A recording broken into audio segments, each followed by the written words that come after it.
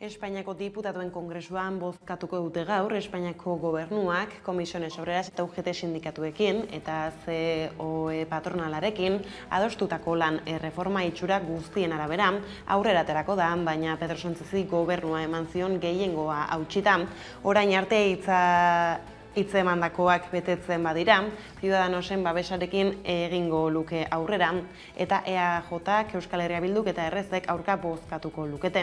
Orain arteko bozketan aldaketa eman da, bloketan aldaketa eman da barkatu. Horrek zer ondorio izango dituen ikusteko dago, eta hori izango da gaurko eztabaidaren ardatzetako bat, begi bat Hego Euskal Herrira begira, eta beste bat Kataluniara arituko dira, hausturak hango gobernuetan eraginik ote duen. Eusko Jaurlaritzan EAJak eta PSek koalizioan gobernatzen dute, Nafarroan PSNek Unidas Podemosek eta Geroa Baik, eta Katalunian Errezek Katalunia eta Komunen babesa du. Errezek aurka bozkatzen badu babesa kenduko diola ohartarazi zion atzo Podemosek Katalunian duen markak.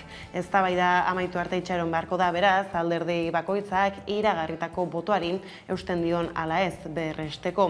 Gobernuak 176 boto ditu hitzemanda, PSOE-renak eta Unidas Podemosenak eta Ciudadanosenak, PDKtenak, UPN-renak, Mas Paisenak, Teruel Existerenak eta Konpromisenak.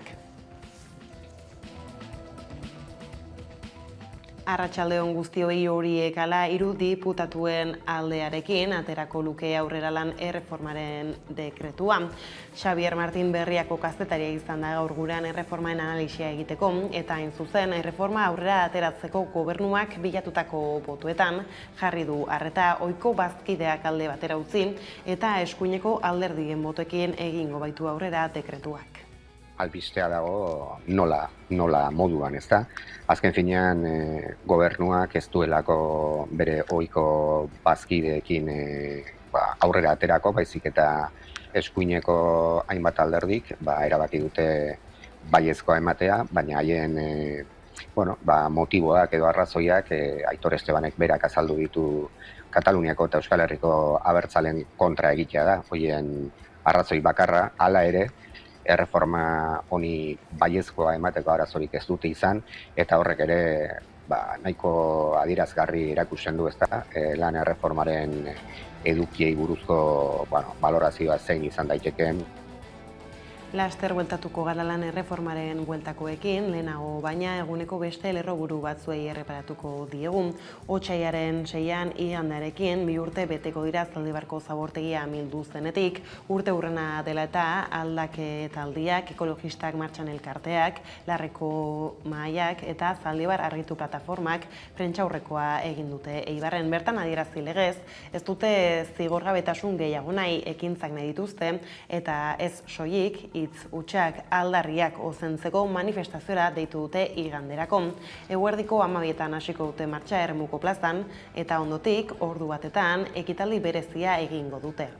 Zaldibar argitu plataformaren izenean ere deia egin herritar guztiei eguerdiko 12etan igandean Ermuko plazan batzeko eta hortik Eitzagara abiatzeko.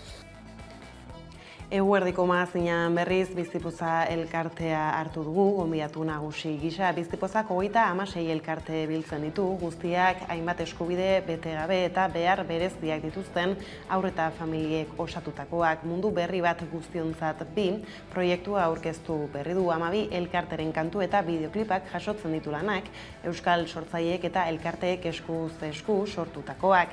Egitasmo hobeto ezagutu dugu gaur gurean, Leire Elizegi, elkarteko koordinatzailearen Nerea Godoi, San Filipo Bas elkarteko voluntarioaren eta Unai García de Andoin elkarteko erabiltzailearen eskutik. Eta elkarte guzti hauek dira izaera bereziko gaiak lantzen dituztenak eta denak behar bereziak edo eskubideak oraindik ere bete gabe dituzten haur eta familiok osatutako elkarteak, ez?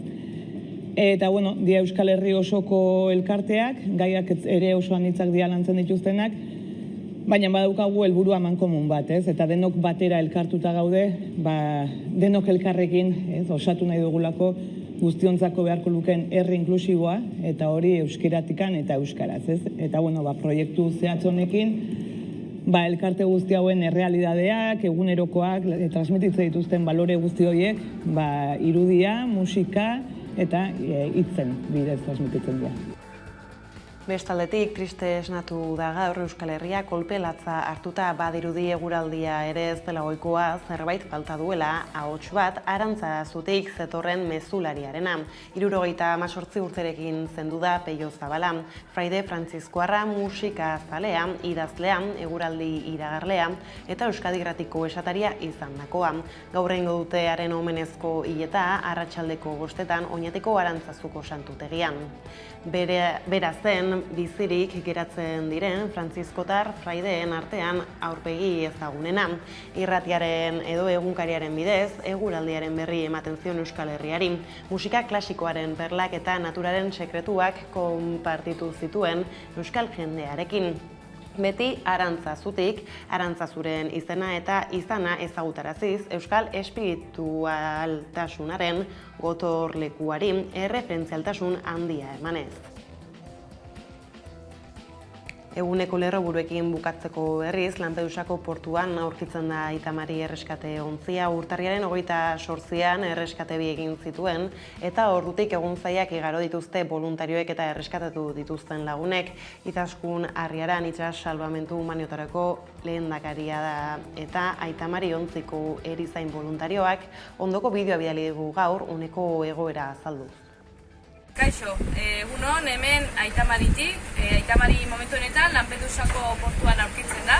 Dakizuen moduan, urtarriaren 28an bi erreskate egin genituen, 176 pertsona erreskatatuz, eta hauek igande gauean porturatzeko aukera izan genuen hemen Lampedusako portuan.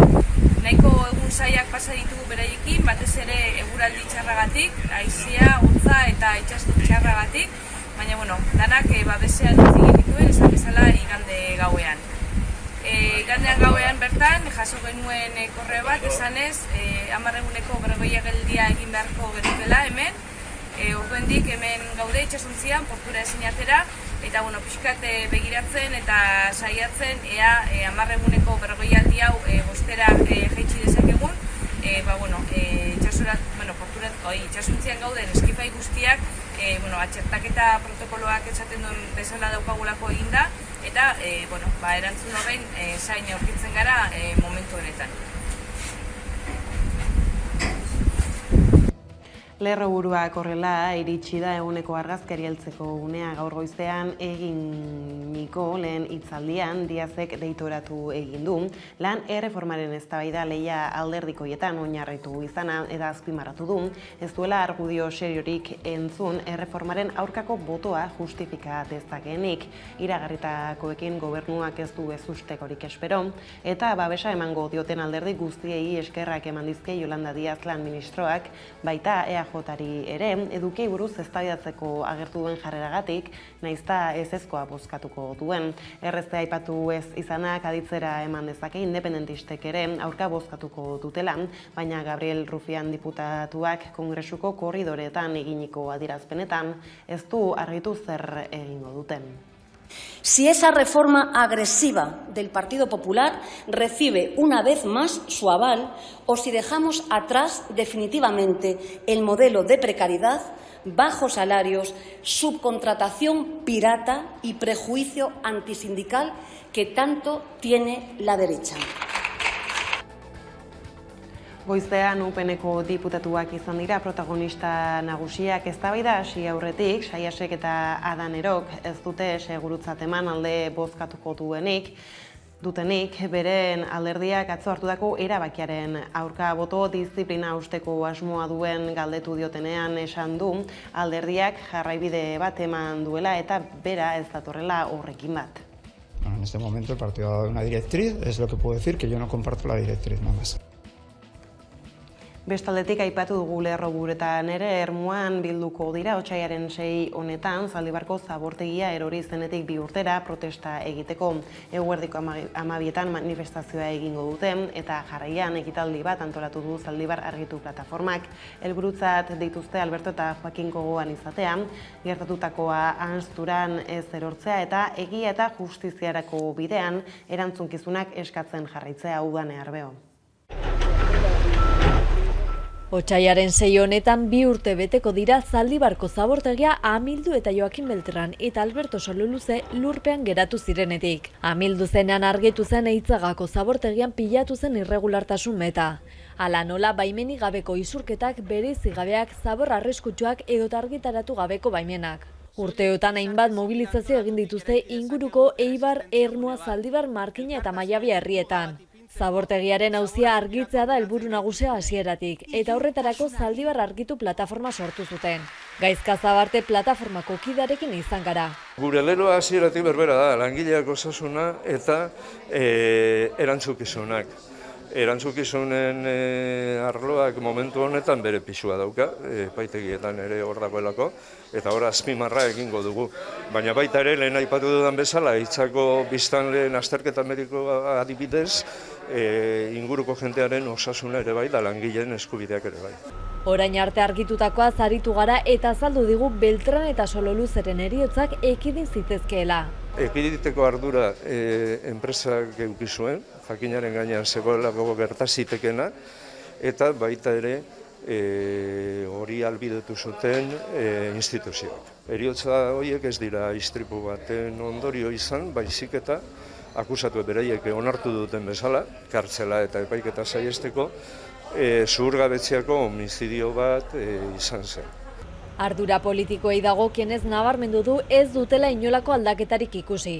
Alde batetik ez, hondakinen kudeaketaren aldetik aldaketak hobetzeko, kontrakoa baizik, Tapia legea etorri zaigu gainera, eta nolabait Tapia legearen entsegua Zaldibarren egin zen, zeren 2008ko otsailaren 6tik Eusko Jaurlaritzak hartu zituen bere gain eskuduntza guztiak, udalarenak zirenak ere bai. Ze zabortegia gerora zabaldu eginda, handitu, horretarako lizentziak eman dira, udalanen eskuduntza dana Eusko Jaurlaritzak egin du, eta udalan morroi bat bezala jokatu du. Zabortegiaren luiziarekin gainera diosina eta furano mailak hiri esparruetan ohikoak izan ziren. Testuinguru honetan Eitzaga auzoko bizilagunek mediku azterketak egitea eskatu zituzten, baina bai Eusko Jaurlaritzak baita Zaldibarko udalak ere ezetza erantzun ziela esan digu Zabartek. 37 bizilagun dira guztira.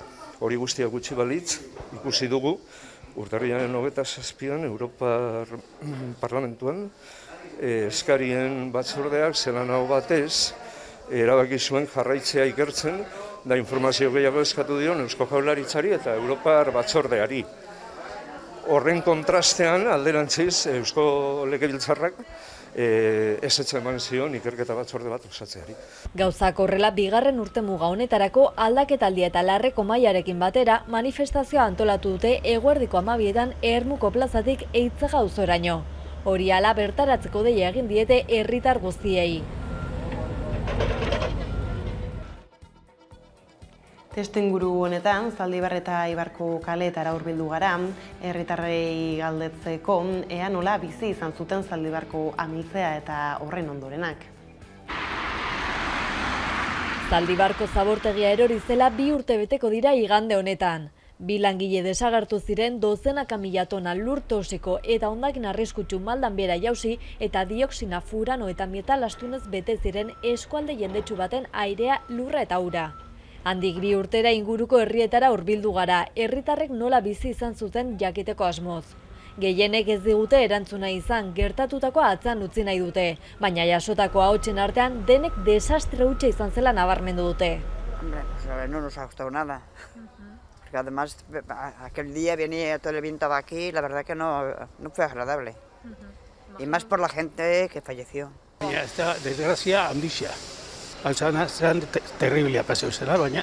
Oso asunto, txarra eta mingarria eta lotxagabia. zer nola bukatuko den ez dakit, baina, bueno, hori astakeria eginda dago. Un humo que era contaminante, en fin, hay unos días, bueno, aparte de la desgracia personal que al final, pues bueno, una pena que pues solo apareció uno y el otro no, y la verdad es que fue una cosa bastante triste y que al final, pues yo no sé si se han depurado responsabilidades, pero bueno, al final se ha gastado ahí un montón de dinero porque han terminado hace poco de estabilizarlo y bueno, una desgracia. Nire ustez, erantzuna zen oso eskasa, oso, en fin, ez dakit nola esan. Ze iruditu zitzaidan astakeri handi bat, orduan impotente sentitzen naiz horretaz, benetan. El impacto así todo fue terrible. O sea que eso no se olvidará nunca.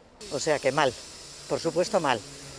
Ahora veremos, a ver si eso se soluciona de alguna manera y no vuelve a pasar nada, que es lo importante, se supone. Que sea necesario que esté, que haya, pues seguramente.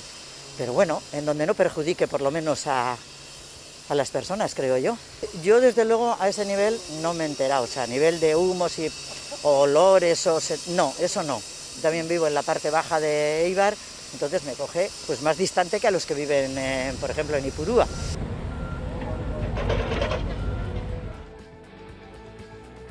Otsaiaren 6an igandearekin 2 urte beteko dira Zaldibarko zabortegia amildu zenetik hitzagan hil ziren Alberto Sololuze eta Joaquin Beltran, bertan geratu delarik Beltran betirako.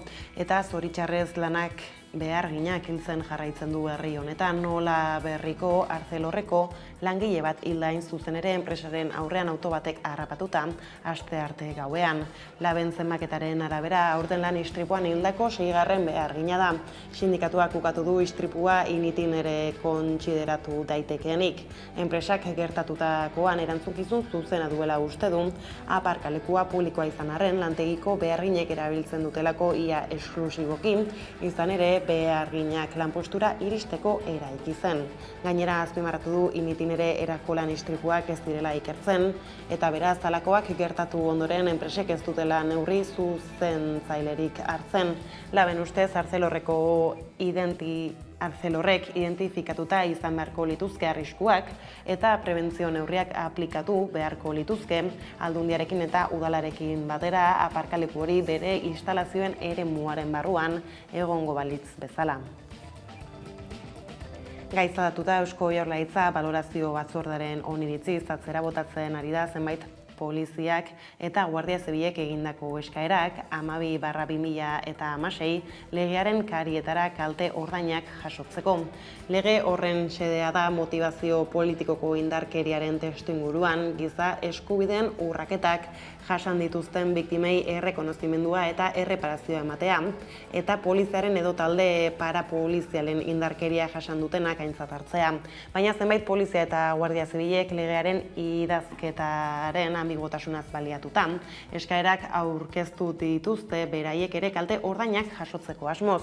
Eskatzaileei igorri dizkieten ebazpenetan balorazio batzordeak argi uzten du, horrelako eskaerak onartzeak legearen xedea diluitzea ekarriko lukeela. Joan den abenduaren 26an, Gara egunkariak informazio bat argitaratu zuen, zeinaren arabera bazegoen plan bat 12/2016 legea edukiz hustu eta barrutik sabotatzeko. Guardia Zibilaren zenbait elkartek mezuak bidali zizkieten indarkeria pairatutako Guardia Zibilei eskaera aurkez ezaten eta zenbait kasutan aholku juridikoak emateko prestere agertzen ziren. Guztira 1220 lagunek egin dute kalte ordainak lortzeko eskaera eta horietatik 460 dira poliziarenak eta horiek denak atzera bota ditu balorazio batzordeak. Etaren biktima diren beste 50 lagunen eskaerak ere ez ditu aintzat hartu batzorde horrek sailburuak jakitera eman duenez. Orain ordea Nafarroara egingo dugu jauzi, izan ere Iruñeko udalbatzako gaurko osoko bilkuran gai zerrendan nabarmenduta dago Enrique Maiaren aurkako gaitzezpen mozioa. Iruñeko alkateak inoren kargura ez dauden adingabea herritarrak egin ditu Nafarroako hiriburuan gertatzen diren delitu gehienen erantzule, datuek kontrakoa adierazten duten arren. PSN eta Geroa bairekin bategin eta Maiaren aurkako gaitzezpena bozkatu aurretik, Euskadi Irratian izan da Joseba Euskal Herria Bilduren eleduna, eta polemika antzuak sustatzea eta xenofobian aritzea leporatu dizkio alkateari, baita ere Iruñeko benetako arazoak ezkutatzea eta Voxen botoak eskuratzea, baino beste asmorik ez izatea. Batetik, batez ere, nahi dutena da izkutatu benetako arazoak, hauek dira noizbenka eta gainera maiztasun handiarekin Enrique Maiak sortarazten dituen polemika antzuak, ez da? Hori batetik, eta gero badago beste arrazoi bat dudari gabe. Eta da, une honetan, Navarra sumatik boxi dioten beldurra, ez da? Horregatik, saiatzen dira, ez dakit, bereganatzeko muturreko boto hori, edo ez dakit, ez? Nolabaiteko, sorpaso edo aurrerapena eskuinetik ez izateko, baduten diskurtso preventiboa, ez da? Ordea Hiriburuko udaletxetik parlamentura Euskarak Lan deialdietan izan beharreko puntuazioa arautuko du Nafarroako gobernuak funtzio publikoko dekretuan atzera pauso onartezina dela esan du Euskalgintzak, arauak ez baitu Euskara meritutzat hartuko eremuez Euskaldunean. Ez da Euskaren dekretu bat propio, baina arautuko duena da besteak beste, Euskaren ezagutzak zer pisu izan behar duen lan deialdietan.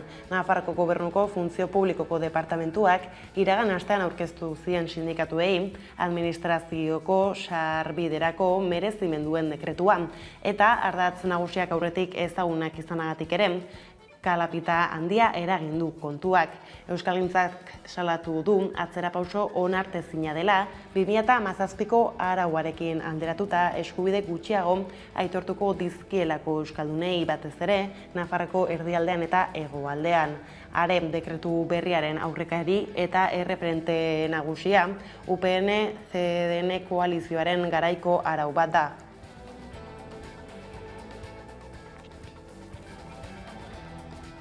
Eta Euskararen aurkako ez, elkarretaratzera deitu dute Laudion hizkuntza eskakizunen gaineko epaia salatzeko larunbatean egingo dute herriko plazan. Eragile sozial eta politiko guztiei bertan parte hartzeko eskatu diete, Euskararen kontseiluak eta Aiaraldeko Euskalgintzaren kontseiluak. Haserrea eragin zuen eren egun, ezagutarazteko epaiak Euskalgintzako eragileen eta gizartearen zati handi batean, ura arrazoitzeko epaiak erabilitako argudioengatik batez ere. 2020an zegokion hizkuntza eskakizuna ez egiaztatzagatik, kaleratutako bitarteko funtzionario ohiaren alde egin zuen epaiak. Argudiatuta, udalak diskriminatu egin zuela eta ez zuela hartu Euskararen zailtasun maila kontuan. Haren, Euskara munduko hizkuntzarik zaienen zerrendan 5. dela zioen epaileak. Bada Laudioko udalak helegitea jarriko dio horrin. Atzo hizkuntza politikaren alorrean 2021an izandako argilunak ahaletu zituen Euskalgintzaren kontseiluak eta besteak beste Paul Bilbao idazkari nagusiak botere judizialaren oldarraldian izan zuen hizpide. Epaia ere horren erakusle dela adierazi zuen gainera halakoen aurrean batasunez erantzutera eta hizkuntza politikak blindatzera deitu zuen Bilbaok. Ordea arinago aipatu legez, triste esnatu da gaur Euskal Herria kolpelatza hartuta 78 urterekin zendu da Peio Zabala. Fraide Frantziskoarra musika zalea idazla eguraldi iragarlea eta Euskadi Irratiko esataria izandakoa gaur egingo dutearen omenezko hileta arratsaldeko 5etan Oñatiko Arantzaztuko santutegian.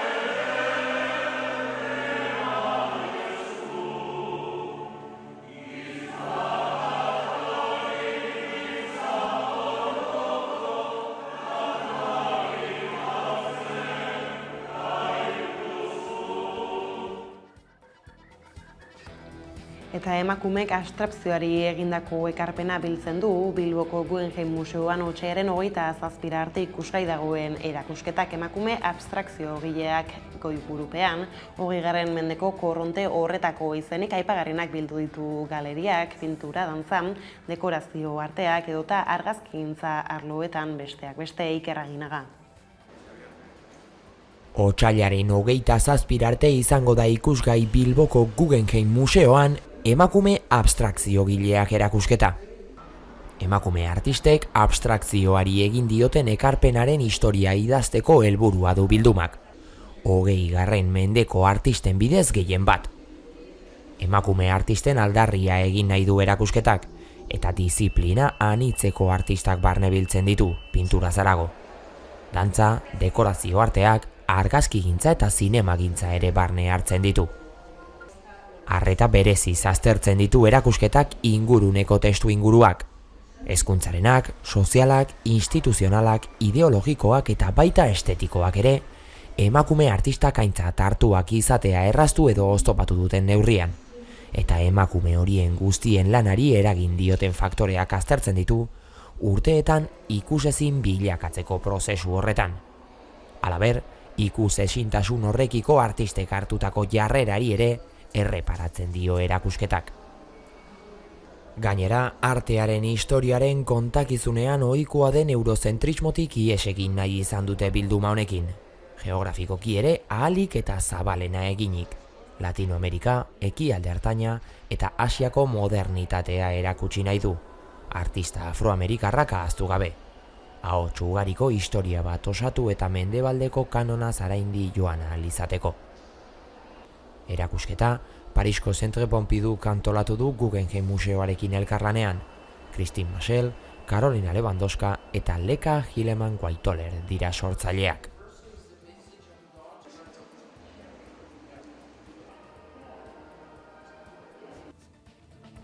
Bada osteguneko kontuak horrela, iritsi gara albisteiko bukaerara. Gau taldaren jada bestearekin agurtuko zaituztegu gaur. Gustatuko zaizuelakoan besterik ez zuraldetik hauek izan dira, eguerdiak gurean gaur utzi dituenak, guztiak eta gehiago, nahi duzuen aldiro 11.6 ondo izan eta bihar arte.